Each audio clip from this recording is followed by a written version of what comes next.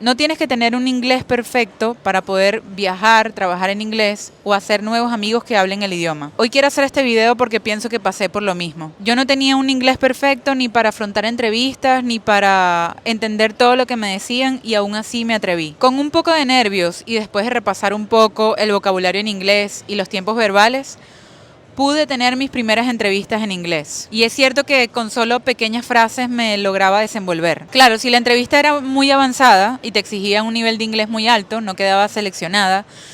Pero habían ciertos trabajos que te exigían un nivel de inglés básico, con conocimientos básicos como para resolver ciertas situaciones. Y en cuanto empezabas a trabajar, ibas practicando el idioma, por lo tanto ibas avanzando en el idioma. A mucha gente le pasa que tiene miedo y no se atreve a viajar, a hablar con alguien que sea nativo, es decir, a hacer amigos nuevos o a trabajar incluso en otro país. No se atreven porque consideran que su inglés no es suficiente. Y es verdad que si no sabes absolutamente nada, pues obviamente tengas mucho miedo porque no sabes decir absolutamente nada. Sin embargo, hay personas que se tienen que ir a otro país obligatoriamente sin saber absolutamente nada del idioma y lo aprenden. Llegan al país y lo aprenden. Pero si no tienes la obligación de irte, sino que tienes la opción de irte porque quieres y no te vas por miedo, pues es a eso a lo que me refiero. Pero no me refiero solamente a trabajar en otro país en inglés, me refiero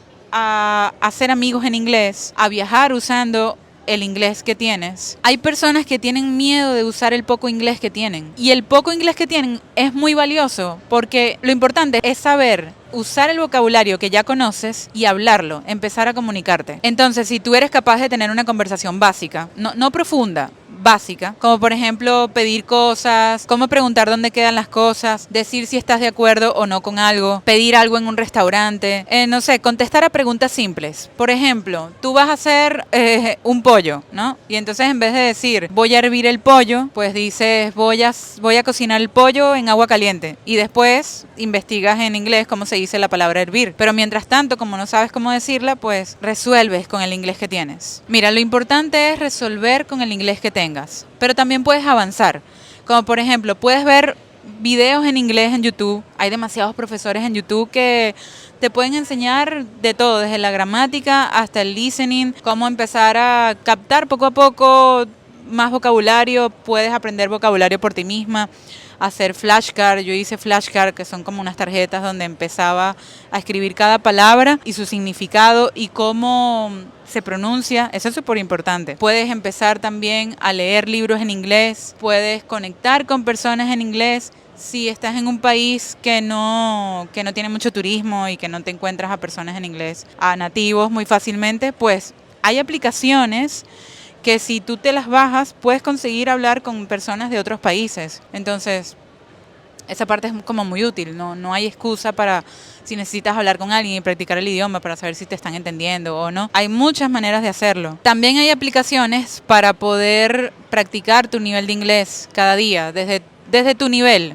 e ir avanzando, como, no sé, Duolingo o Busuu. Busuu es muy buena, Busuu me gusta mucho. Es más avanzado que Duolingo. Yo recomiendo que si tú tienes un nivel de inglés un poquito bajo, el Duolingo siempre va a ser mejor porque te enseña como muy detalladamente. En cambio, Busuu se saltan muchas cosas, pero te enseña a nivel más avanzado. Yo creo que complementar ambas es muy buena idea. Es muy bueno avanzar en el inglés por tu propia cuenta, porque entre más vocabulario tú vayas aprendiendo, más lo vas a ir comprendiendo. Yo me he dado cuenta que si tú no escuchas la palabra es porque no la conoces. Y si no la conoces, no la comprendes. También puedes ir aprendiendo inglés de manera inteligente. ¿Cómo es de manera inteligente? Un ejemplo, que tú necesites un inglés para viajes. Pues tienes que aprender un inglés enfocado en el vocabulario de viajes.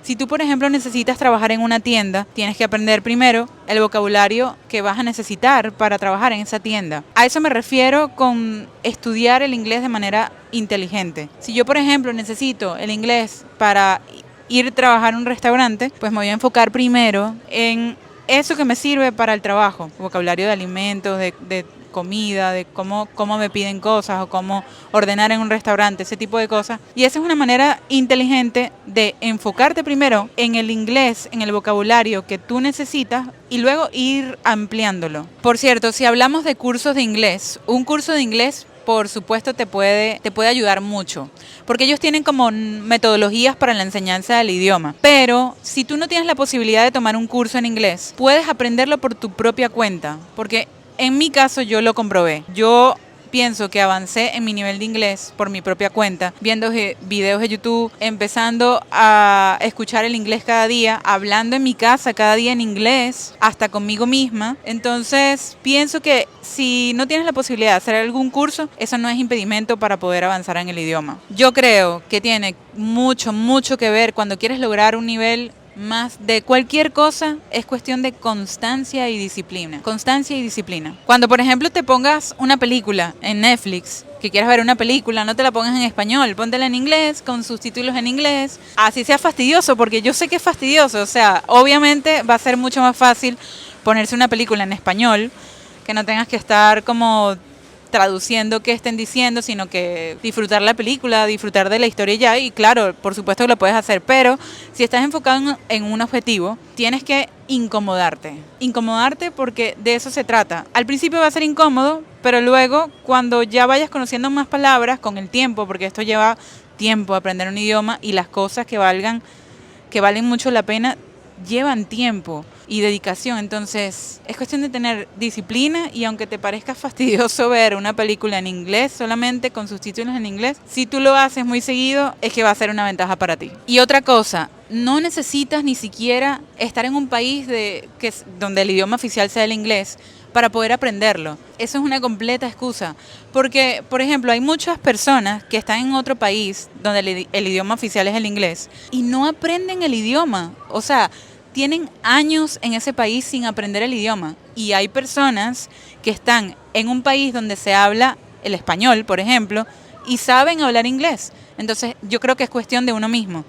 No tiene nada que ver con en el lugar donde estés. Yo pienso que tiene que ver mucho con la constancia y la práctica. Por eso, si tienes un nivel de inglés donde puedas medio defenderte con eso, es momento de empezar a atreverte y hacer cosas. Eso es todo.